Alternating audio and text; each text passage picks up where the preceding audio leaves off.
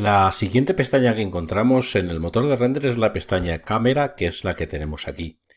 Bueno, para ver un poquito la pestaña cámara, cómo funciona, aquí tenemos un poquito los controles de la cámara. Pero los controles de todas las cámaras. ¿De acuerdo? Quiero que esto lo tengáis claro. Es decir, esto serían los controles que tenemos absolutamente para todas las cámaras que tenemos aquí. De tal manera que si yo arranco, por ejemplo, el interactivo, lo vamos a poner, por ejemplo, pues ahí. Nosotros podemos manejar desde aquí todo lo concerniente a la cámara. Todo lo concerniente a la cámara y todo lo concerniente al tone mapping que tenemos aquí y a los efectos. Bueno, que sepáis que todo lo que hay aquí es lo mismo que hay aquí. Con una diferencia, perdón, hasta aquí, no hasta la parte de cámara. Con una diferencia, que además de eso aquí tenemos unas curvas. ¿De acuerdo? Pero lo demás exactamente, todo exactamente es igual. Bueno, para que lo entendáis, esto que, bueno, yo creo que es sencillo, pero se puede prestar, por ejemplo, pues a una confusión. Pero bueno, lo que he hecho es crear dos cámaras, una más de cerca y otra más de lejos, ¿de acuerdo? Ahí tenemos las dos cámaras y yo creo que lo vais a entender perfectamente. Nosotros lo que vamos a controlar desde aquí es la exposición de todas las cámaras. Por ejemplo, ahí, si nosotros ahora venimos aquí y cambiamos lógicamente la cámara, esta exposición que yo he puesto le afecta a las dos. Y todo lo que tenga yo aquí le afecta perfectamente a las dos. ¿De acuerdo? Tanto al detalle que tenemos ahí como a este. ¿Entendido? ¿Vale? Bien, la manera de controlar la exposición en corona que tenéis aquí es que si venís de algún otro motor de render quizás estéis acostumbrados a este tipo de parámetros, como es el ISO, el Shutter Speed o el f-stop. Bueno, nosotros en este caso nos vamos a olvidar de esto porque nosotros aquí lo que utilizamos directamente es este sistema que nos parece mucho más cómodo, que es controlar la exposición. Como os digo, yo por ejemplo aquí le puedo poner 3 y esta es la exposición que yo quiero, ¿vale? Y todas las cámaras van a tener esa exposición. Como podéis ver, una de las cosas, ya os digo, vosotros si hacéis un cambio aquí, es lo mismo que si hacéis el cambio ahí. Ya veis que en tiempo real te lo va cambiando, ¿de acuerdo? Bueno, una de las cosas que tenemos aquí, el segundo de las pestañas, es la compresión de rango dinámico. Una vez que nosotros tenemos ya activada la imagen, iluminada como nosotros queremos, si tenemos zonas quemadas, esto también se puede hacer por postproducción, ¿eh? Yo prefiero hacerlo por postproducción y en otros cursos pues lo explico, ¿no? Un poquito más avanzado. Pero en principio este es un curso esencial y lo voy a explicar directamente aquí.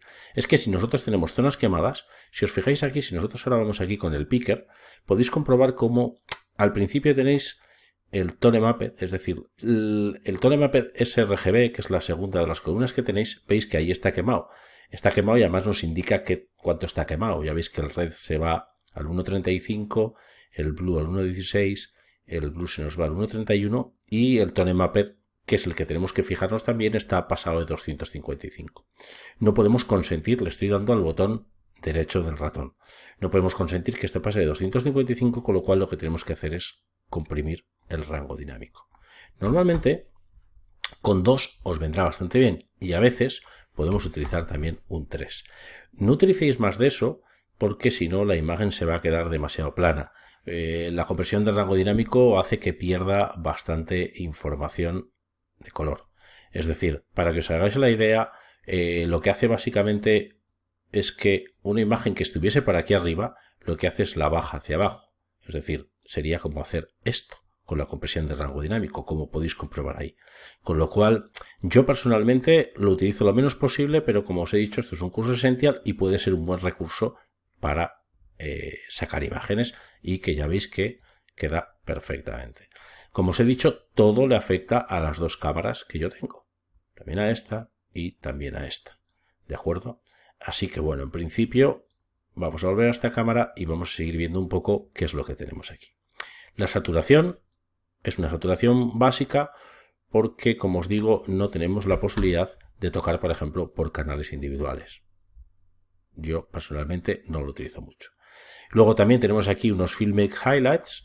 Por ejemplo, si aquí lo dejamos a 1, podéis utilizar también esta compresión, pero a mí personalmente pues tampoco es una cosa que me convence mucho. Son unos, bueno, pues una especie de highlights fílmicos que para compresar el rango dinámico yo personalmente no lo utilizo y prefiero utilizar siempre esta que tengo aquí.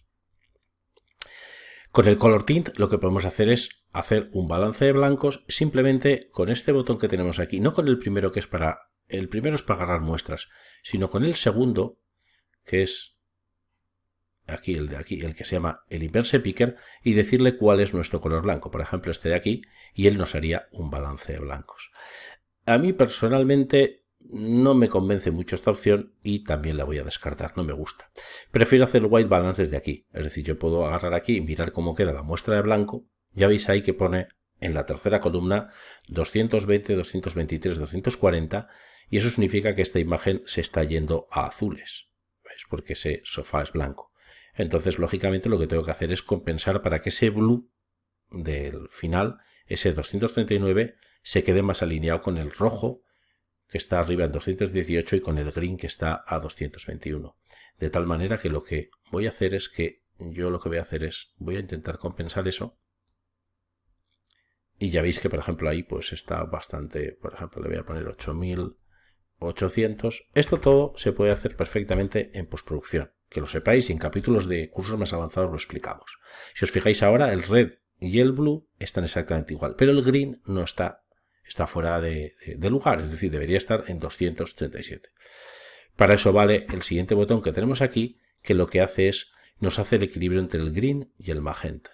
De tal manera que al final lo que tenemos que intentar conseguir, perdón, creo que le he dado mal y le tenía que haber dado para otro lado. Ahí tenemos que intentar conseguir que los tres colores nos queden exactamente igual, más o menos. ¿De acuerdo? Yo normalmente esto lo hago muchas veces por postproducción. Prefiero hacerlo, por ejemplo, en After Effects o en Photoshop. Para el que utilice Photoshop, ya sabéis que yo siempre trabajo en After Effects y más o menos por ahí ya tendríamos el balance de blancos.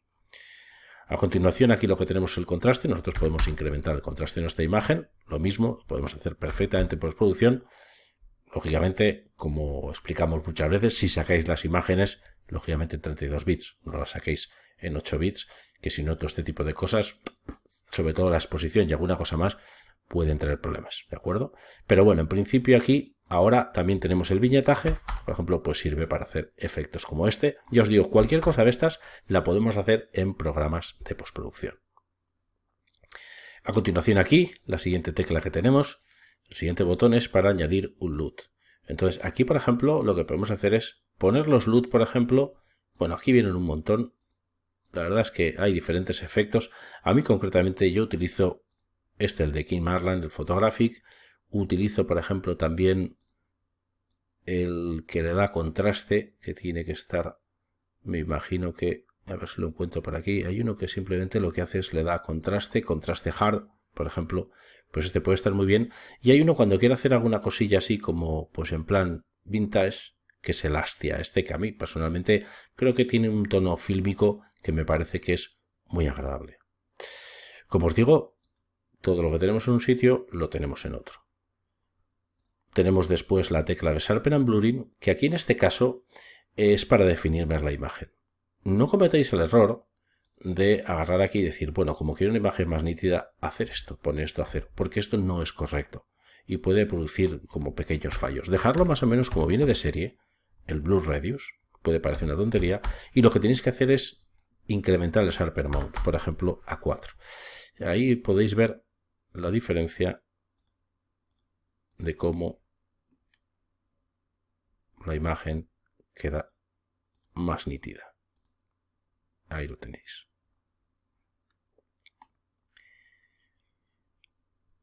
Por último, la siguiente de las pestañas, aquí os aparecería el denoising, que lo tenéis aquí. El denoising, ya sabéis, lo hemos explicado en el capítulo anterior. En el momento que nosotros activásemos aquí el denoising, lo que tendríamos aquí es que nos aparecería ya aquí activar el denoising en el render final. En este caso no lo voy a poner. Bueno, lo que vamos a hacer ahora a continuación es que nosotros ahora vamos a ver la siguiente de las pestañas. La siguiente de las pestañas es la pestaña Bloom and Glare, que la tenemos aquí. La pestaña Bloom and Glare, lógicamente, vamos a venir aquí. La tenemos aquí, por orden, están invertidas, está concretamente el LUT, está aquí, lo podéis ver, y luego está el Bloom and Glare, ¿vale? No, está correcto, pensaba que estaban invertidas ahí, pensaba que las había movido yo, estas aquí. Entonces el Bloom and Glare, por ejemplo, nosotros tenemos la posibilidad de activarlo. ¿Qué efectos hay aquí? Bueno, pues por ejemplo, ya veis que así es como viene de serie. Nosotros por un lado tenemos el Bloom, que por decirlo de alguna manera haría una especie de aureola, por decirlo de alguna manera, alrededor de esto. Lo he puesto demasiado fuerte para que lo veáis exagerado, luego lo voy a dejar por ejemplo en 2. Y por otra parte tendríamos el glare. El glare lo que hace es crea esos destellos, lo voy a poner también un poquito exagerado para que lo veáis. Crea estos destellos que a mí personalmente, pues, bueno, pues muy bajitos pueden estar bien, o incluso si yo los voy a utilizar muy fuertes, por ejemplo, pues así, tengo la posibilidad de, ahí donde veis Strike Blur, por ejemplo, los puedo poner un poquito pues más, perdón, va de 0 a 1. Los puedo poner un poquito más suaves. A mí personalmente esto prefiero dejarlo como está y lo que voy a hacer aquí es poner valores más pequeñitos y va a quedar así. El threshold lo que hace es marcar el umbral. Por ejemplo, si nosotros, imaginaos que yo tengo un umbral muy bajo, ¿vale? Por ejemplo así. ¿Qué pasa? Que todo aquello que tenga un brillo de más de 0, voy a ponerlo así, 0,7 de 255 en el color picker, le va a pasar el efecto. ¿De acuerdo? Sería como sacar la cuenta, todo aquello que brille más de 255 por 0,7 de 138 le va a pasar el efecto. Entonces, ¿qué es lo que pasa? Que si yo, por ejemplo, pongo aquí un bloom, voy a poner un bloom muy exagerado, pues quizá me aparezca el bloom en zonas que yo, por ejemplo, pues no quiero. Y yo lo que quiero es que solamente me aparezca aquí. Y como son objetos que llevan selfie loom, simplemente lo que tengo que hacer es poner un threshold más alto. De tal manera que esto de aquí me lo excluye, o casi me lo excluye porque tiene bastante brillo ahí, y en cambio esta parte de aquí me la hace perfectamente. Si veo que con ese threshold no me vale, podría poner un threshold aún mucho más amplio. Y fijaros que ahora aquí sí que ya me lo cargo perfectamente. ¿De acuerdo? Vale, pues eso vale, por ejemplo, para sacar, por decirlo de la manera, ese bloom y ese glare. Bueno, aquí tenéis varias cosas de darle la intensidad de color y alguna cosa más. Son efectos que, bueno, yo personalmente los suelo dejar de serie. Aquí podéis manipular un poquito el color. Yo la verdad es que prefiero hacer todo esto por postproducción, pero en principio, bueno, pues aquí os lo explico y podéis utilizar aquí y cambiar el color, así como el número de las puntas de las estrellas. Bueno, imaginaos que nosotros ya tenemos esta imagen que, bueno, nos puede convencer y nos puede parecer que queda, pues, como muy bien. Y a continuación tendríamos las pestañas de Depth of Field y de Motion Blur. Yo en este caso desde aquí no los voy a utilizar. Nosotros podríamos poner aquí el Depth of Field perfectamente, pero desde aquí yo no los voy a utilizar. El motivo de que no los voy a utilizar desde aquí es porque entiendo que esto, como os he dicho, lo aplica sobre todas absolutamente de las cámaras. Y quizás no es lo que yo estoy buscando ahora. Es decir, voy a ver si me explico. Imaginaos, a mí, por ejemplo, en esta imagen, bueno, pues puedo tener, por ejemplo, no me puede interesar de perfil y en esta de aquí, por ejemplo, sí me puede interesar de perfil porque aquí sí que tengo un objeto en primer término, como podéis ver la mesa. Entonces, ¿qué es lo que ocurre? Cuando yo quiero hacer esto así, lo que tengo que hacer es venir aquí y seleccionar, por ejemplo, la cámara. La cámara la vais a seleccionar ahí. Hay que seleccionar, si seleccionáis aquí ya sabéis que seleccionáis la cámara del target y está muy bien para moverlo, por ejemplo para hacer esto, vale, pues fantástico, pero el problema es que nos mueve, o sea, si nosotros hacemos eso para moverla va bien, pero no va bien para configurar, porque no nos aparece la configuración porque hemos seleccionado las dos. Por ejemplo, yo en este caso, bueno, voy a bajarla, a ver, la voy a bajar un poquito desde aquí, que me apetece hacer algo un poquito más así, por ejemplo, vale. Fijaros, yo aquí, por ejemplo, si nosotros le activásemos el Depth of Field desde el Render Setup, desde esta pestaña, el problema es que nos pasaría a todos Depth of Field y yo quizás en la otra no me interesa y sí me interesa en esta. Así que lo que tengo que hacer es decirle el Depth of Field aquí en el menú de la cámara solamente, y ahora veremos algo más del menú de la cámara, solamente para este efecto. O sea, perdón, solamente para esta cámara. De tal manera que nosotros aquí lo que vamos a hacer es decirle, por ejemplo, que queremos que nos haga Depth of Field solamente en esa cámara. Si nosotros queremos aumentar el efecto de Depth of Field, tenemos que bajar este valor, que es el f-stop. ¿Y dónde es el punto en el que enfoca? Bueno, pues el punto en el que enfoca nos lo va a marcar, lógicamente, el target que nosotros tenemos aquí. Concretamente, lo que podemos hacer es venir aquí y decirle que el punto que queremos que nos enfoque, concretamente es ese. ¿De acuerdo? Entonces nos lo va a enfocar exactamente, la parte que nos va a enfocar es esa. No solamente eso, sino que yo además, si nosotros ahora, por ejemplo, podríamos ahora, voy a poner otra vez en interactivo para que lo veamos, pues lo he minimizado.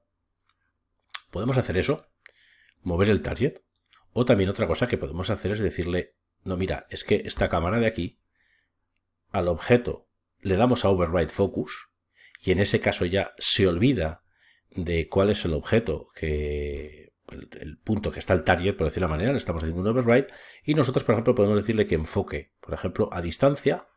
¿Lo veis ahí cómo se mueve? Por ejemplo, iríamos hasta esa parte del fondo, ¿vale? Esto saldría desenfocado y eso enfocado, o también, lo voy a exagerar un poquito más para que lo veáis, ¿vale? Aunque no quede correctamente, pero bueno.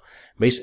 Quedaría el fondo, que es la parte de aquí bueno, pues del sofá, quedaría enfocado, y esto quedaría desenfocado, pero también podemos decirle que lo haga al revés.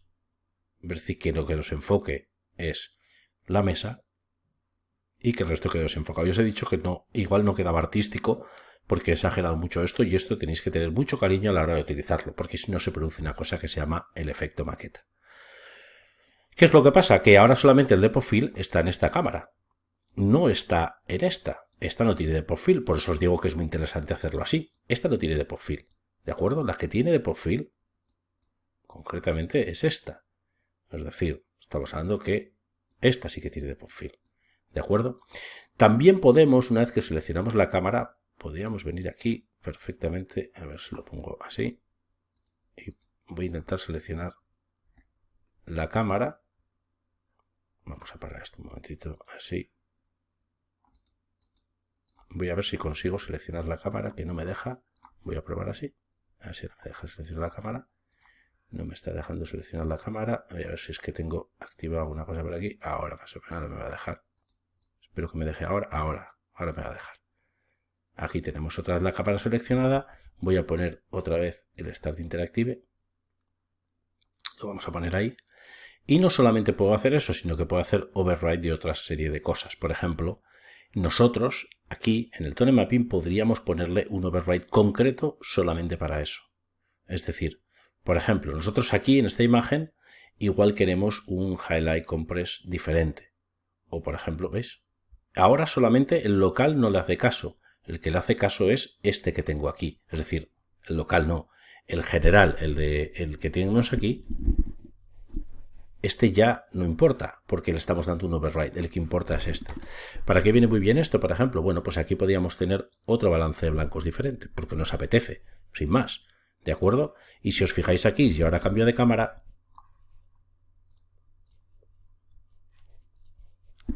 esta cámara tiene el general y esta de aquí, voy a ver si la consigo cambiar aquí, tiene el suyo propio. Pero no solo eso, sino que además desde aquí, poniendo use simple, nosotros ya aquí, si os fijáis, no puedo tocar nada porque están en override tanto el tone mapping como la exposición, y lo que haríamos sería desde aquí manejar la exposición. Ya tengo una exposición propia solamente para esa cámara. Esto, por ejemplo, pues para hacer ciertos efectos, por ejemplo, pues nos puede venir muy bien. Tenemos cámaras con diferentes exposiciones, o tenemos cámaras, ya veis que aquí la general tiene un 3, y aquí, por ejemplo, pues le podría poner, pues mira, lo quiero hacer así y quiero tocar más la compresión del rango dinámico, por ejemplo, pues porque me apetece hacer este tipo de imagen, no sé, o por ejemplo, más oscura, ¿vale? Esto es lo que veáis un poco, ¿vale? Ahí, por ejemplo. Incluso, por ejemplo, aquí podríamos sacar una imagen en blanco y negro. Sí, una imagen en blanco y negro, y la otra imagen, por ejemplo, pues quedaría en color. ¿Habéis visto? Qué tontería. Bueno, pues ya veis que, por ejemplo, esto se puede hacer perfectamente. Para eso tenéis que utilizar, como os he dicho, dos override. Tenéis que utilizar el override por una parte de la exposición simple, que es esta, LV, ¿vale? Para que se olvide del Global Exposure, y por otra parte podéis utilizar el override del Tone Mapping. ¿De acuerdo? Vamos a volver a la primera cámara, que la tenemos aquí, porque tenemos que mirar alguna cosilla más. Vamos a ponerla así. Ahí la tenemos. Bueno. La verdad es que este curso lo estoy grabando. Ya sabéis que esta es por decir una manera, revisión del curso que hice en su día con la versión 1.6.2, y ya lo estoy grabando con la 6 y con la 5 y con la 6 lo voy a grabar. Este concretamente está con la 6, y la verdad es que la otra vez lo grabé con un i7 y ahora estoy utilizando un i9, y la verdad es que se graba muchísimo mejor. No, la verdad es que no tiene ni comparación. Va todo un poquito más rápido. ¿Qué más cosas podemos encontrar, por ejemplo, en la cámara? Fijaros, aquí una de las cosas que tengo, si os fijáis, es que yo estoy fuera de la habitación. Y por medio de los clipping, lo que puedo hacer es decirle a partir de qué punto me empieza a ver. Por ejemplo, ahí voy a cortar la mesa, ¿la veis ahí? La estoy cortando. Si yo le pongo aquí que me lo enseña en el viewport, también me lo va a enseñar ahí. Y aquí, si le pongo enable, me lo pone o me los pone. Es decir, ¿cuál es el tema? Que si yo, por ejemplo, esto no lo pongo, por ejemplo, así, ¿vale? O me pongo fuera, ¿veis ahí la línea? La línea concretamente es esta que tenéis aquí. Estaríamos renderizando fuera de la escena. Si lo quito, se ve blanco, que es la pared blanca que queda justo aquí. ¿Entendéis? Entonces, simplemente poniendo aquí el enable, lo que hace es, lo pone en marcha. ¿De acuerdo? Bueno, ya veis que la cámara es muy sencilla y tiene, bueno, pues unas cuantas cosillas que se pueden utilizar. Ya os digo que aquí podríamos poner individual para cada uno. Podríamos poner, por ejemplo, el depth of field o, por ejemplo, así lo tenemos unas cámaras y en otras no. Por decirlo de alguna manera, estos son, por resumir, estos son los controles de todas las cámaras, por decirlo de alguna manera, y esto desde aquí podemos controlar individualmente cada cámara. El resto de la cámara, bueno, pues no tiene nada, simplemente nosotros podemos cambiar el foco y ponerlo pues más así, más así. Esto no hace falta tampoco explicarlo mucho porque básicamente es como cualquier otra cámara. Aún nos queda un pequeño detalle que lo vamos a explicar ahora y para eso necesitamos que salga un pequeño amiguito que tenemos por aquí.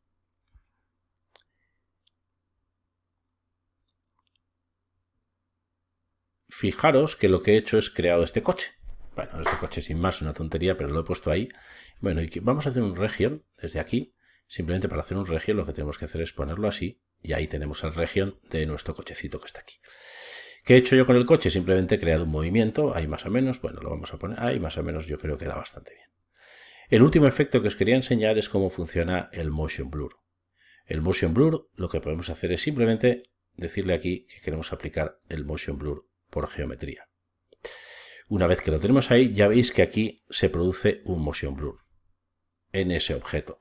Se puede hacer por geometría o se puede hacer por cámara en el caso de que se moviese la cámara. Yo en este caso lo estoy haciendo por geometría porque lo que se mueve es el objeto. Ahí podéis ver cómo está el objeto y cómo está ahí el motion blur.